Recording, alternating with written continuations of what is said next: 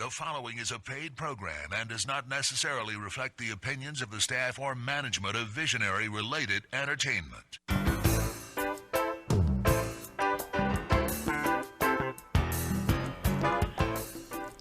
Aloha and welcome to Maui Nonprofit Notes, where each week you'll hear us talking with our Maui Nonprofit executive directors and staff to find out how they're working to support those with needs within our community. Maui Nonprofit Notes is generously sponsored by Pacific Source.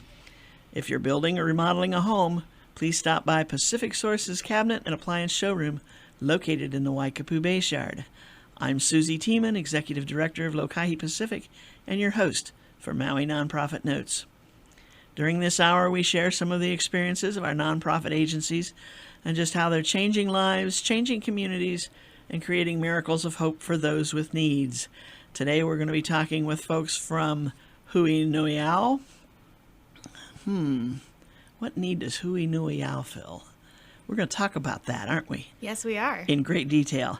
And then we're also going to be talking with the folks from Kahaleakeola Homeless Shelter. What a variety.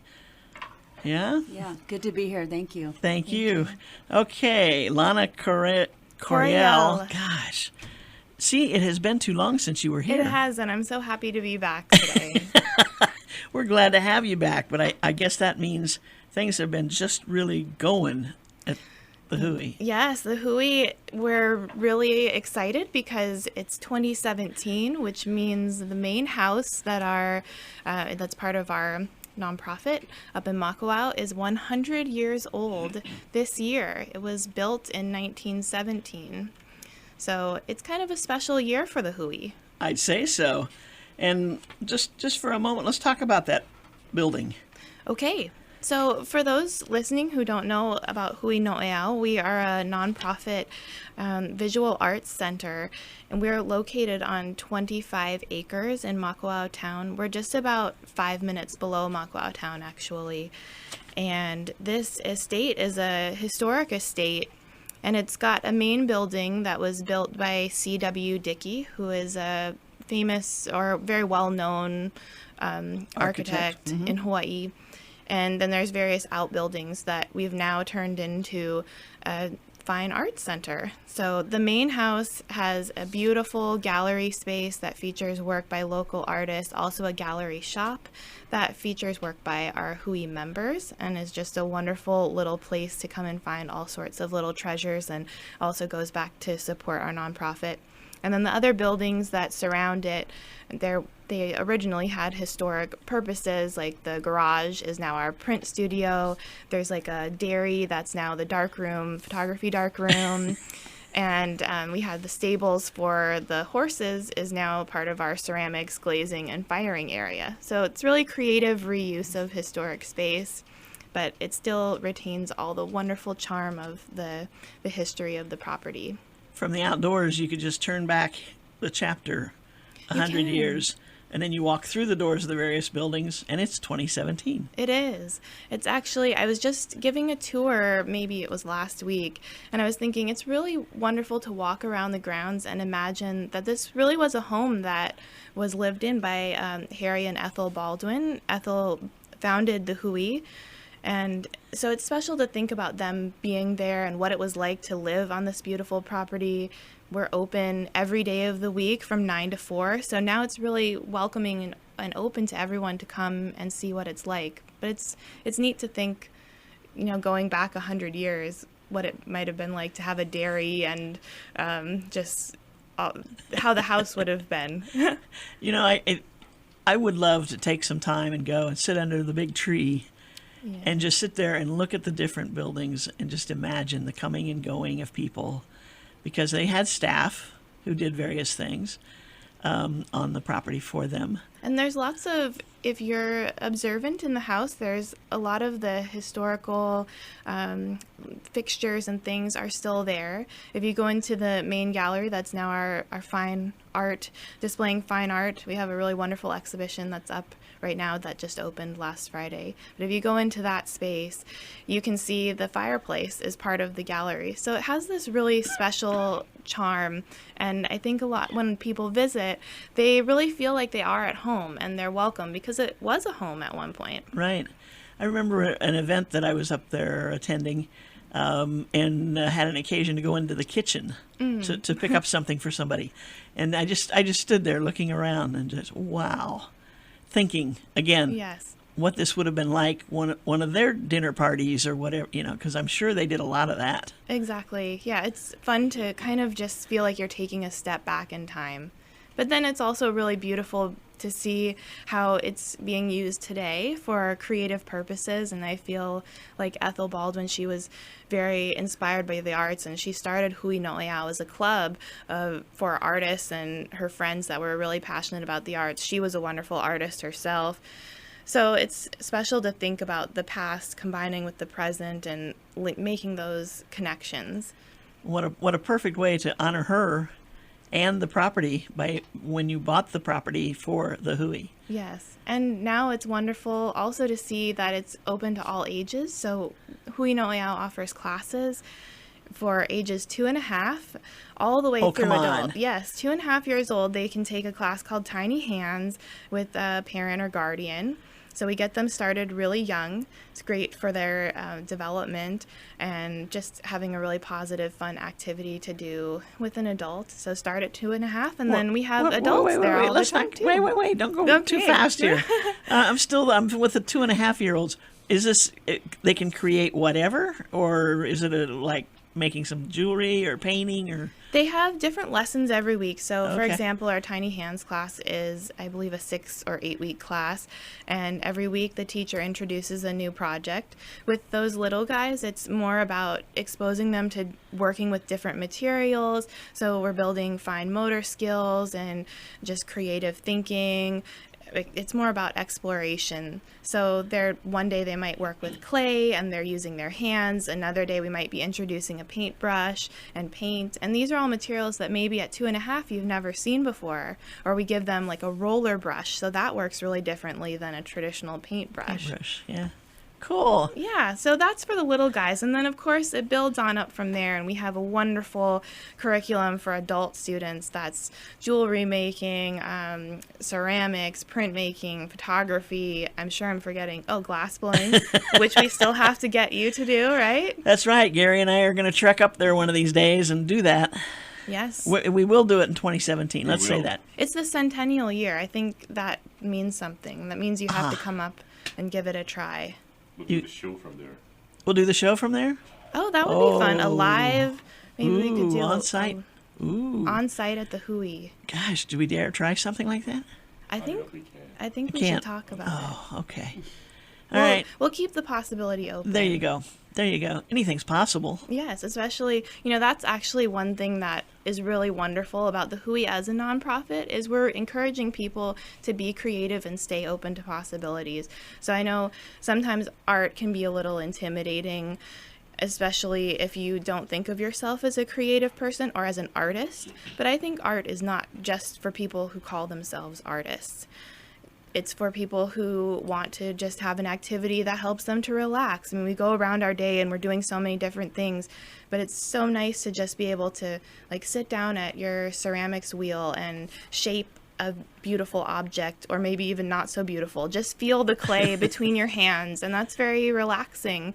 And we're also inspiring people to just be creative, even if you're not necessarily going to take that into a fine art profession. There's Right. a lot to be gained just from experimenting with art materials. I had a problem with symmetry when You it know, comes to Sometimes things on a wheel. well, that's also a nice thing because then you have something to work for. That's true. And yeah, it is true. And sometimes not everything that's really aesthetically pleasing is perfectly symmetrical, so you may be onto something. Ooh. There's no mistakes. I see. Really, Now, in if I could do that similarly for a series of items, I might have something. You might. Whoa! Then it becomes a PR blitz, and getting it out there and making my fortune off of this new art. You can. We have actually a lot of students take their work and they end up selling it in boutiques or in our own gallery shop. So a lot of the jewelry and the pottery and paintings that you see in our gallery shop, they're made right on site, or they're all by Hui members, but a lot of them are made right in our own studios. You know, you think that as you talk about jewelry and making jewelry, you would think that like every type or style has already been done by somebody, but there's always a new, unique something that comes out of the class, I would think. Definitely. And there's always your own personal style that you can add to something. I think that's also the beauty of making things by hand is they're never exactly the same. There's always a little special something about that. And when you make a piece, let's say a piece of jewelry, and you give it to somebody, it has a really wonderful meaning to it that is hard to describe, but if you have ever received a gift that's handmade, you know it's really from the heart, and there was a lot of time that was put into that and care. So I would encourage everyone to give a class a try. We have classes that are just a couple of hours, so really low time investment, and we have other classes that are longer if you're ready to take the leap. But there's really something for everyone. All ages are welcome. And that's cool. Just to flash back to the centennial year, a good opportunity to see what the Hui is all about is at our centennial celebration. It's a centennial festival and family day. It'll be July 22nd from 10 to 2. And all of our studios will be open at the Hui, so you can take a peek inside the ceramic studio, and there'll be a demo going on. You can see kind of what class is all about. You can walk in the print studio, and there'll be hopefully a little project going on at each studio. There'll be things for kids to do, art projects to take home. We're also going to have property tours, so if you want to see what it's all about, we'll have John Hoxie and Effie Cameron, who's a descendant of the Baldwin family, leading tours around the property. You're not going to walk 25 acres. No, probably not all 25. We'll just hit the highlights. There you go. Of which there are many. But there'll also be music. There'll be the Kalama Ukulele Band, also Bristol Dunlap, who's a upcoming singer-songwriter. Maui Taiko will be there. There's going to be food trucks and also root beer from Maui Brewing Company. Oh, their new one. Yeah, so we're real excited about that. And also lots of artisans selling their work there that day. Cool. So it's a good opportunity. You know, not to take away from that, we'll come back to the celebration here, but the last time you were on, you had an artist in resident who was doing stuff with a steamroller. Oh, right. I haven't been here since then. Wow. That really is a long time. That project, yes, we had James Bailey, our artist in residence. We did these giant prints with a steamroller, and it was simply incredible.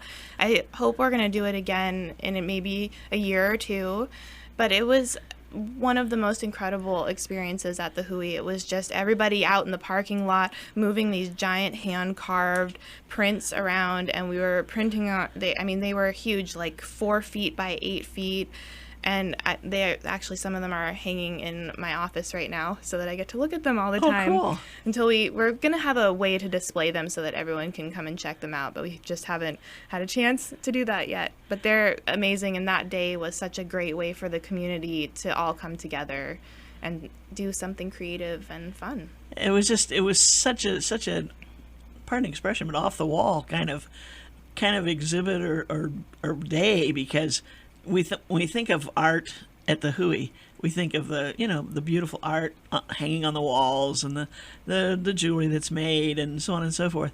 You don't think of something that was rolled out on the grounds or on the driveway, right, with a steamroller. This was really quite different, and that was sort of the great part about it, is it engaged different people. And we even had this one little boy that was maybe 5 years old that was so fascinated by the steamroller that he just wanted to watch that all day long. So it was just a fun process, and there were people moving prints and working together and collaborating. All the artists were there. It was just a really special day. So I'll have to keep you posted on when we display all those prints. So yeah, they can see them. That'd be great, because I was thinking, because people had their own designs out there, and they created them, wood frames or whatever? Yeah, they were working on wood. Some were working on like a fiberboard, different linoleum, different materials like that. Wow. But it's a great way of showing that art is not just about traditional classical technique. that's really important too. But there's also ways to just branch out and do something, like you said, a little bit off the wall. And that's just as important. Right. And I love projects that bring people together in a positive way where we're all collaborating. That's cool. Yeah. Yeah, that's so great. that was a fun project. We got to take a short break. We'll be right back. We'll talk more about your Family Day Centennial celebration. All right. Aloha from Pacific Source, and thank you for your support over the years. Pacific Source has offered more of what builders and homeowners value most in building materials and cabinet design. We've done this by offering superior customer service and products, as well as by designing kitchens and baths that are intelligent and elegant while staying true to your vision and budget. Visit our showroom in Waikapu in Central Maui, where we display a variety of cabinets as well as top-name appliances like Sub-Zero, Wolf, Viking, KitchenAid, and more. We display countertops, tile and wood flooring, and several brands of windows and doors, including Fleetwood multi-slides and La Cantina folding doors. Come in and talk to our designers about making your dreams become a reality. From concept to completion, we really believe our attention to detail and superior service are what sets us apart. Let us show you what we mean. We are a Pacific Source at 515 East Oahe Way in the Consolidated Base Yard in Waikapu, just off Waiko Road. Call us at 986-0380. That's 986-0380, or look us up online at packsource.com.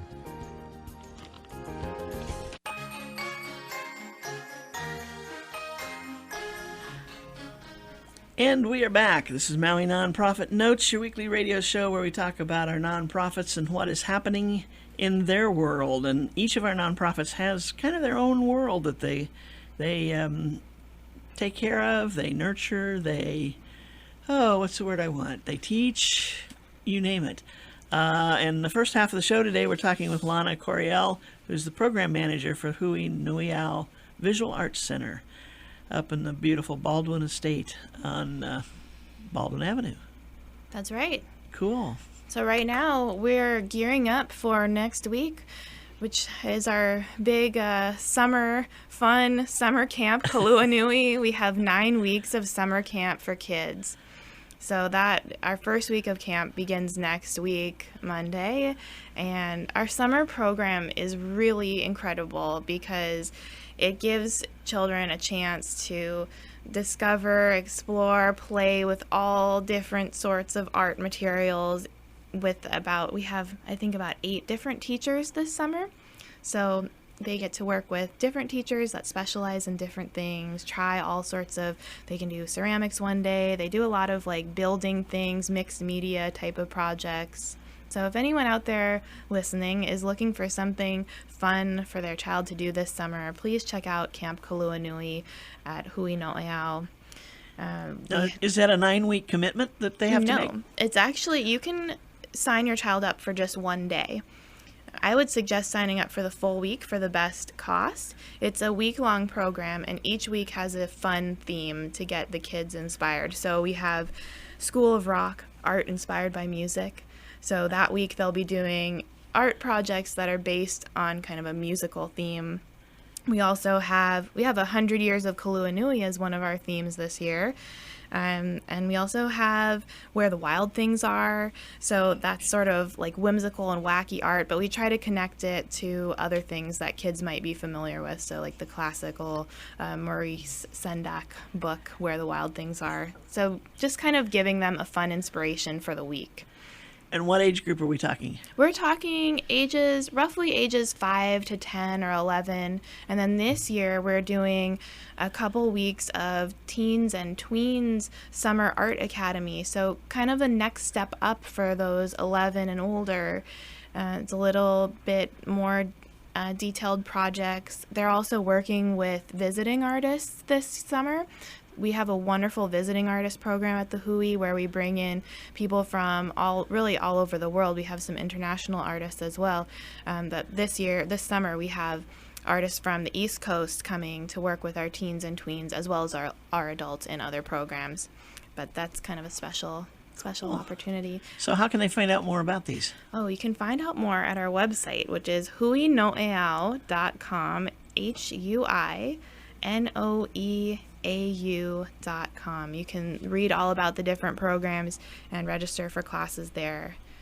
Cool. So, yeah. You know, you were talking earlier, I said something about the things you've been doing this spring because we haven't seen you for a while. And you were saying that you've had some field trips going on. Yes, And I'm fascinated by what you were telling me when we were off the air. Can you tell everybody out there what kind of field trips are we talking about? Oh, we've been field trip central for the last month or so. Last week we had the 5th graders from haiku school, just over 60 5th graders. They did a really fun project where they actually learned about kappa from one of our artists, Denby Freeland Cole, who's a local kappa maker. She did a demo with them, and then they printed on their own canvas bags. They made these little Ohe Kapala stamps, and then they printed their own design on a canvas bag. And they also got to see a demo of ceramics and glass blowing. We took them inside the gallery. That was the 5th grade last week, and then about a month ago, we had 180 first graders from Kahului School visiting. We broke them up into 2 days, so At least. as you can imagine. They did a project that was based off of Vincent van Gogh and sunflowers. So we taught them about a really important artist in art history, and they did their own little sunflower project that's very hands-on. And then they did a similar tour of the property where we took them out to the old sugar mill that's by the front of the house.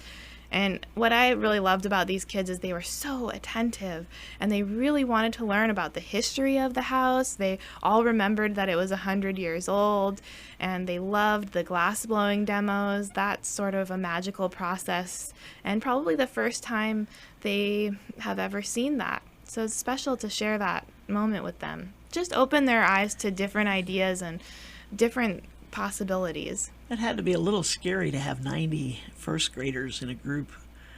Yeah, not really, actually. They're all so well behaved, and we talk about safety, the importance of safety, and also visiting a gallery. At first grade, it might be their first time in a fine art gallery, so we talk about the etiquette of being in a museum or a gallery setting, and they all listened so well.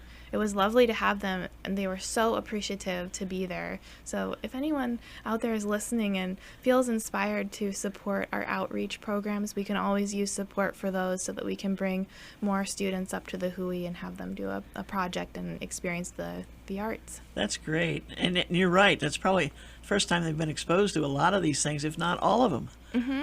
Yeah, and their little eyes just light up.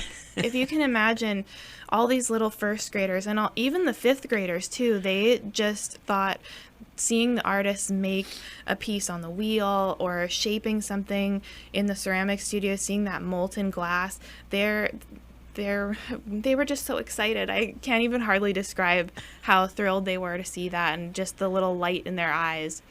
They had so much fun. Just watching you explain it, I can see the light in their eyes, Yeah. and how probably just attracted to all this stuff they were. Yes, and it's so important for kids to have an opportunity to do creative things. Creativity is one of the top skills that employers are looking for. So if you look at a real concrete, not only does it feel good to do something creative, but in a concrete way, we're really helping to prepare them for future careers by helping them explore their creativity, think imaginatively. I mean, think about all the apps that are out right now. It probably takes a very creative mind to come up with those. So, Yeah, right. Right. Good point. Exactly. So encourage your children to do creative things, and you're setting them up for life. That's cool. That's great. You're bringing 100 years worth of art into the modern world through creation of an app. Yes, and for over 100 kids. We'll just talk about 100. Yeah, right? There's 100 new possibilities. Yes. Well, let's say a couple of them get together and do things, together. But even that's just that's astounding. And I mean, they obviously had chaperones with them, and then you had probably extra people on staff right there to explain things to them if they had questions. Oh, yes. We actually had a visiting artist work with our first grade group, and we have a bunch of other our teaching artists are working with them, also the staff. It was one of my favorite days to be with those, especially the first grade and the 5th grade. Both groups were just incredible. That energy to be around that was pretty special, and it's something I really hope we can do more of. Right. I wonder, I'm the kind of person that sits back and says, Okay, now when somebody first proposed to those kids that we'd go up to the Hui and to look at some art and find out about making art and so forth, how many of them went, what, huh, kind of thing? But when they got there, that all changed. They were so enthusiastic, and all of them, or many of them, were saying this is the best field trip we've ever had. Cool. So there's nothing better than to hear that at the end of the day. Right. Exactly. Yeah. Exactly. And it encourages them to sign up for other art classes down the road. It shows them that they are creative, that they are artistic, and it is possible. So I hope that a lot of those children, we see them again coming back to the Hui with their families. Yes, that'd be great. Wonderful. You know, our time's up. Okay. Can you believe it? It went so fast. We got to see you again. Okay. We're going to talk real quickly about your Centennial Festival, the Family Day on July 22nd. That's from 10 to 2. That's free to the public. It's open to the public. It's free admission. So please bring your family. It's a wonderful day to check out the Hui. And if you're interested in art classes, you can see what we're all about. There you go. And also, I'll just quickly say that we do have youth scholarships available. So if anyone listening is thinking about Camp Kaluanui, which begins next week but runs all summer long, please visit our website. There's a link to the scholarship application there, and we would love to see your children in camp. Sounds great. And there are still openings. Yes. Wonderful. But sign up soon. Yeah, don't wait too long. Don't wait too long. Yeah, exactly. we hate for you to be the one that can't get in. Yes, because we do anticipate selling out this summer. So Right. give us a call, 572-6560, or visit our website, huinoeau.com. Very good. Thank you, Lana. Thank you so much. Appreciate having you on, and keep up the great work. And Gary and I will get up there this year. That's a promise. It's the centennial year. You have to do it. We have to do it. We have to do it. You're right. Thanks, Lana. Okay, we'll see you then. Okay. We shift gears, and we're going to talk with Monique Ashida. Boy, I can't even read the writing. Monique Yamashita, who's the Chief Executive Officer of Kahale Akeola Homeless Resource Centers. Hi, Susie. We talk about how busy Lana was with the Hui. That's probably nothing compared with how busy you are with the homeless. Well, it's all relative, right? There you go. We don't have that many first graders or five-year-olds running on our property. So. Well, you don't want. Well, maybe that's an idea. Bring them over and see what happens when you become homeless. Yeah. Yeah. And so they do everything they can while they're going to school, etc., to not become homeless. Yeah, that'd be great. Wouldn't it? Yeah, it would. That's a tough one when you think about it, because, well, like, I don't know who it was that said it, but it's been repeated many, many times. You don't grow up to be homeless. Or Correct. You don't. That's not in your plan. Most people don't have a goal to become homeless. Right. That's There correct. you go. That's how Right. it's said. Yes. Right. Yeah, but it can happen to anybody. It sure can. Homelessness is really, for most of us in Maui and Hawaii, and I say across the United States, they say most of us are one paycheck away from being homeless. And so anyone could become homeless by virtue of being underemployed or having a major health crisis that happens. We talk about domestic violence, where we have a victim of domestic violence who may have to flee their home immediately, and then they become homeless. So it really can happen to anyone. And you're there. And we're here. And yes, our shelter is here on Maui. We have 2 facilities, one in central Maui, which is in Wailuku, and then one on the west side in Lahaina. And we really offer a variety of services for those in need. And those, well, we were looking at the statistics. When you talk about 1,600 individuals experiencing homelessness annually, Yes. that's the ones you touch. That's just the ones that we work with. Those are the people that actually walk through our doors and utilize our services. We know there is many more out there. And actually what I wanted to let you know and remind you, if you don't know, is that the point in time count came out. So the homelessness on Maui was reduced by approximately 22% according to the point in time count. I think that's, I'm happy about that. I think that's thrilling and amazing, and really proud of our community for the reduction of homelessness. But the work's not done, and we have more work to do. And we certainly haven't reached 100%. So here we are, still doing the work that we need to do to help those who are suffering from homelessness get into permanent housing. It's one of those numbers it's hard to believe Yes. that we really improved the situation by that 22%. Well, it's a ballpark figure. It really doesn't encompass those who are at risk for homelessness. So we have many families on Maui who are doubling up.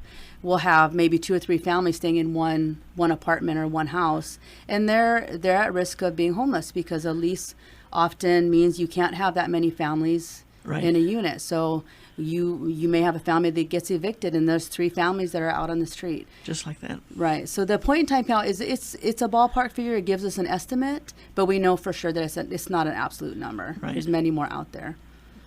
Do you have a gut feeling, and that's probably not the way to run a homeless shelter, but that there's maybe in fact more that are on the edge of being homeless than before? Or more than before? What kind of signals do you get from people? That is a great question. Well, I'll tell you that we actually just went through this paradigm shift in our services at our shelter. And when I say a paradigm shift, we've actually changed the way that we work with those who are experiencing homelessness. At one point, we had transitional shelter where families could stay up to 2 years.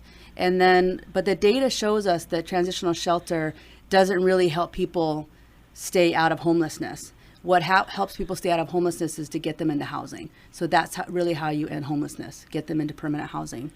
And so when you ask me if it's worse or the same, I can't tell you right now because of this major change that has happened in our program services, not just with our agency, but across the state and actually nationally as well. Now, this was a thing that was directed by somebody. Yes. So, and was it a national directive that came down through the state to the? Yes, that's correct. So it really came out of HUD. So Housing and Urban Development did lots of research, collected data, found that the best practices would be to get people from homelessness into housing as soon as possible. So there's a shift in that. Even with our outreach that's happening on Maui right now, the outreach doesn't necessarily say, okay, homeless individual, we're going to put you into shelter and then give you to permanent housing. They're tasked with taking someone that is homeless and getting them into permanent housing as fast as possible. So if they can bypass shelter, that's better for them. So again, it goes back to this paradigm shift where we're looking at how to help the homeless in a different way than we ever have before. I guess I'm looking at a different picture of a homeless person. To do that, you almost have to be looking at someone who has had an apartment or a place or a house, and for whatever reason has lost it, but wants to get back into one. Correct. Whereas I think the traditional homeless person that I think of is more, they don't want to be bothered with that stuff. Well, you'd be surprised. Many of the homeless that are living out on the beach or unsheltered, many of them are working. They're working families. Right. They go to work during the day and they go back to their tents in the evening. So those are families that could actually utilize permanent housing immediately. And then we have our chronically homeless as well, that I believe is what you're considering, what you're thinking about, who may not be document ready and they may not be willing to go into permanent housing right away, but the outreach program would continue working with them. Or they may be a prime candidate to come to our shelter, Kahaleakeola, where we can work with them to get them document ready and then help them into permanent housing, which we do have supportive services for that. Right. Now, going back to the comment that you made about some of the folks that are on the beach, they are working, they have an income. Do they prefer the beach to a house, or can they not afford the house or apartment that they would like to live in, and so they stay on the beach? I would say it's your second portion. I don't believe someone really wants to stay out on the beach and work. I believe people do want to get into housing, but it's just not available. The housing inventory is low, but people are doing it. People are getting into housing. What I wanted to tell you is we're just so thankful to the County of Maui for the rental assistance program that they offer the community members. If we didn't have that, I would tell you that so many more families would be suffering. So it's a vital portion or vital piece to the strides to end homelessness is to have that rental assistance program. Gotcha. Let's take a short break and we'll be right back and we'll talk about the details of that rental assistance program. Okay, awesome. Thanks. Aloha from Pacific Source, and thank you for your support over the years. Pacific Source has offered more of what builders and homeowners value most in building materials and cabinet design. We've done this by offering superior customer service and products, as well as by designing kitchens and baths that are intelligent and elegant while staying true to your vision and budget. Visit our showroom in Waikapu in central Maui, where we display a variety of cabinets as well as top-name appliances like Sub-Zero, Wolf, Viking, KitchenAid, and more. We display countertops, tile and wood flooring, and several brands of windows and doors, including Fleetwood multi-slides and La Cantina folding doors. Come in and talk to our designers about making your dreams become a reality. From concept to completion, we really believe our attention to detail and superior service are what sets us apart. Let us show you what we mean. We are a Pacific Source at 515 East Oahe Way in the Consolidated Base Yard in Waikapu, just off Waiko Road. Call us at 986-0380. That's 986-0380, or look us up online at packsource.com.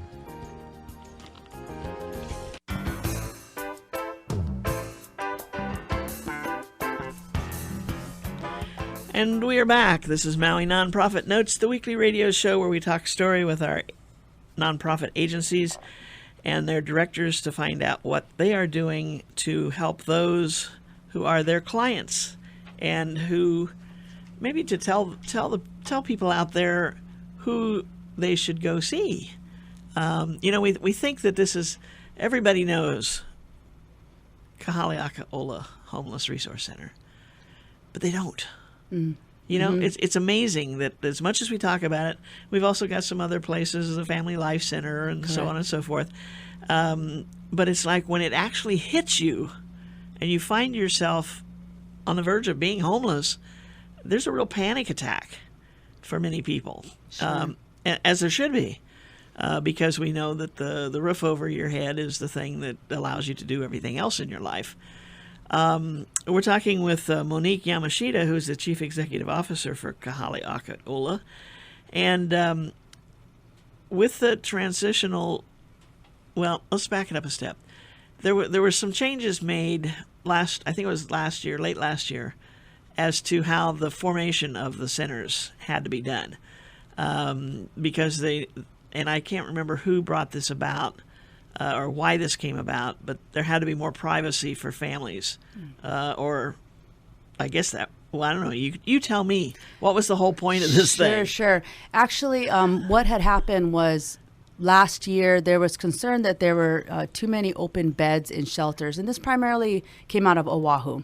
So some state legislators went to homeless individuals and asked them why they're not utilizing services. And one of the reasons they said was that there wasn't enough privacy in homeless shelters. So we had families that were mixed with singles. And so the state looked at that and said, well, we need to make some changes to ensure that our homeless community members have a safe and private place to stay. So there's actually legislation that went through to say that we had to make some changes in our homeless shelters to provide greater privacy for our community members. And the end result of creating a space that is more private eliminates some beds.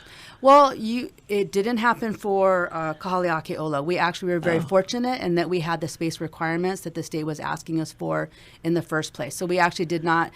Technically, we almost lost one bed in our men's shelters in Lahaina on the west side, but the state worked with us to be able to make some changes, a couple of movements.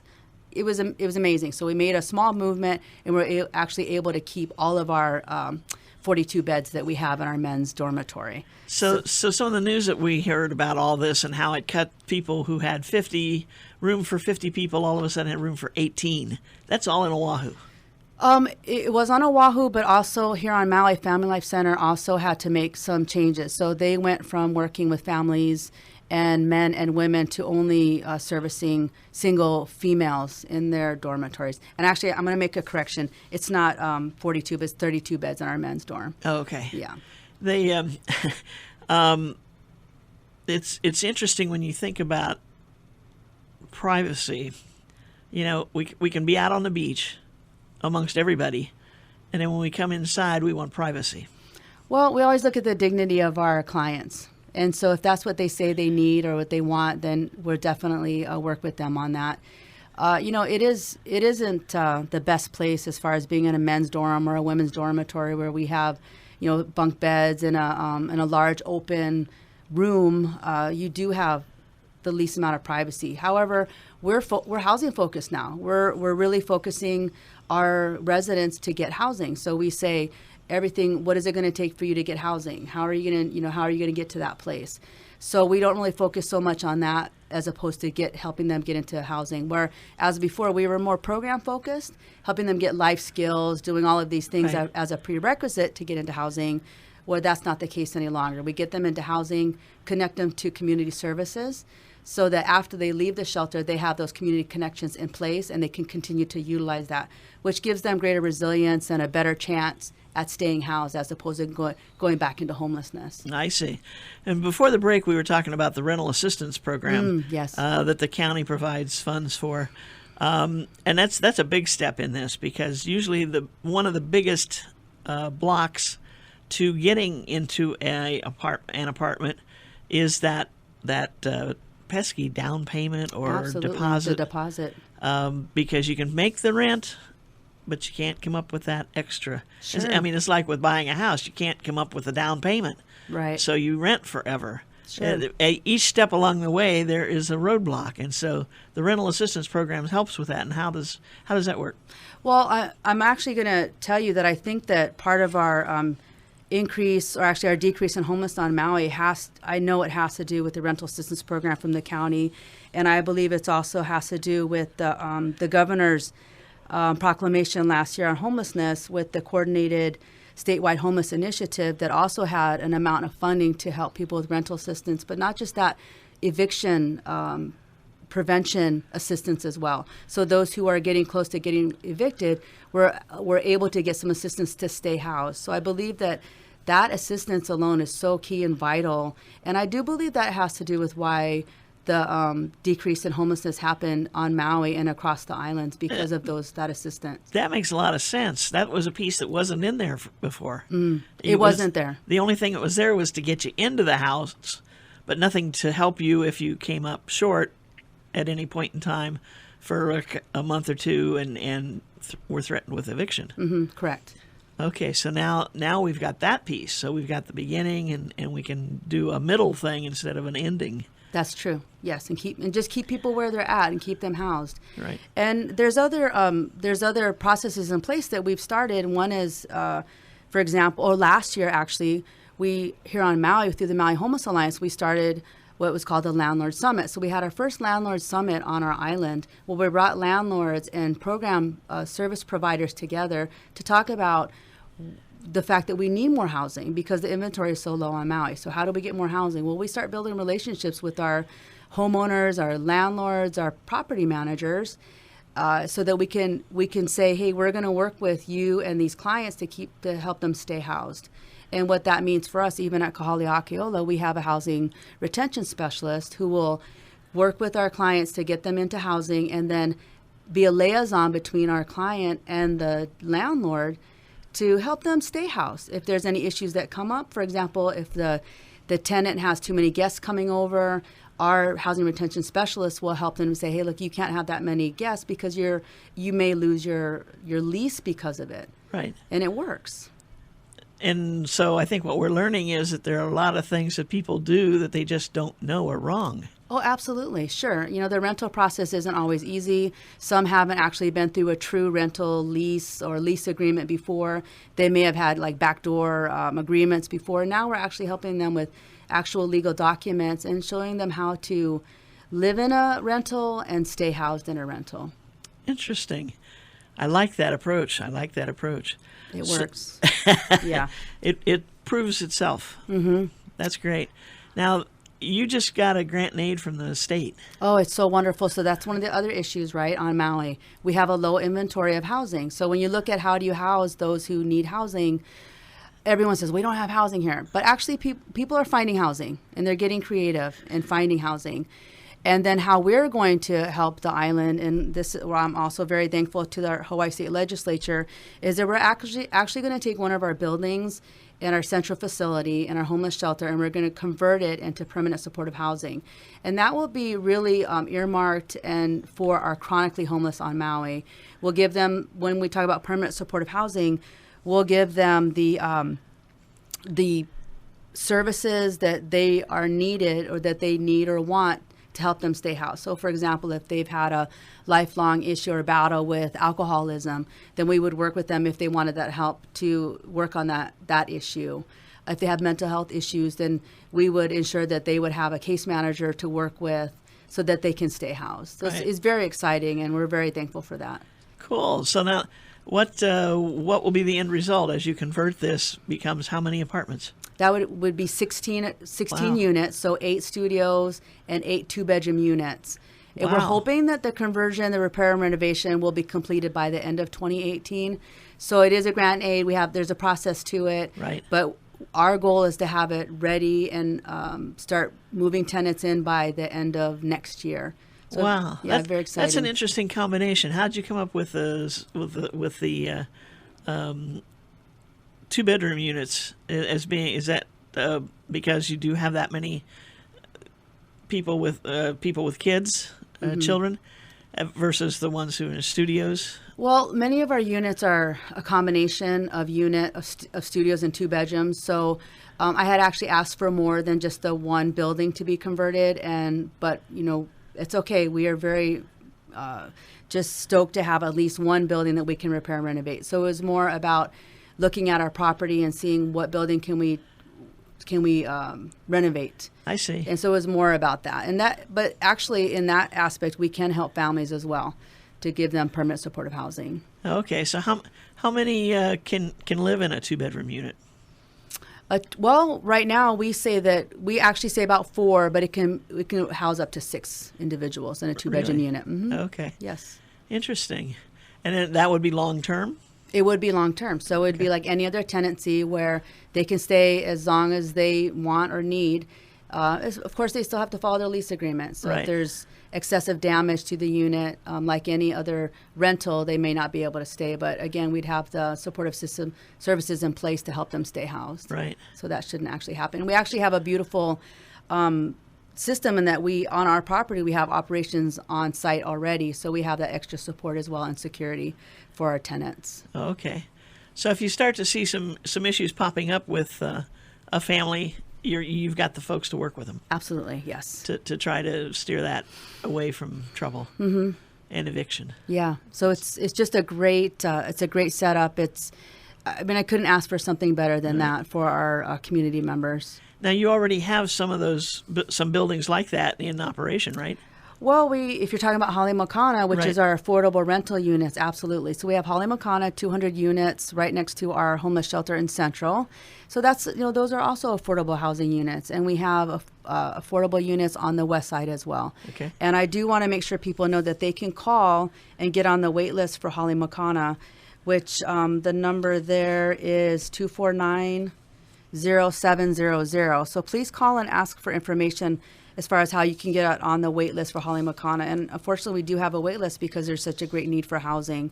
And I also want to make sure that our community members know of how they can call for services from our homeless shelter services. And they can call our central facility at 242-7600. On the west side, they can call 662-0076.